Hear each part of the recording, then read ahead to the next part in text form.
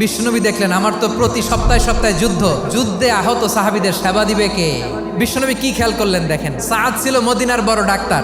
এই নারী সাহাবী রুফাইদা বাবার কাছ থেকে চিকিৎসা বিদ্যা শিখেছেন। বিশ্বনবী রুফাইদাকে বললেন, রুফাইদা তুমি মসজিদে নববীর পাশে একটা মেডিকেল ক্যাম্প করো। বিশ্বনবীর ডিরেকশন অনুযায়ী তিনি মসজিদে নববীর পাশে একটা মেডিকেল ক্যাম্প করলেন এবং আহত সাহাবাদের চিকিৎসা উনি ওনার টিম নিয়ে দিতেন। বিশ্বনবীর পরামর্শে উনি আনসারি এবং মুহাজির মহিলা সাহাবীদেরকে নিয়ে একটা স্পেশাল মেডিকেল টিম গঠন করলেন। খায়বার যুদ্ধে 7ম হিজরিতে যখন বিশ্বনবী যায়, উনি ওনার টিম নিয়ে আসলেন, বললেন, ইয়া রাসূলুল্লাহ আমরা তো তলোয়ার চালাতে পারি না, আমরা তো তীর মারতে পারি না, আপনি যদি অনুমতি দেন খায়বার অভিযানে আমি আমার টিম নিয়ে মেডিকেল টিমের সেবাটা সার্ভিসটা দিতে চাই। পড়েন সুবহানাল্লাহ।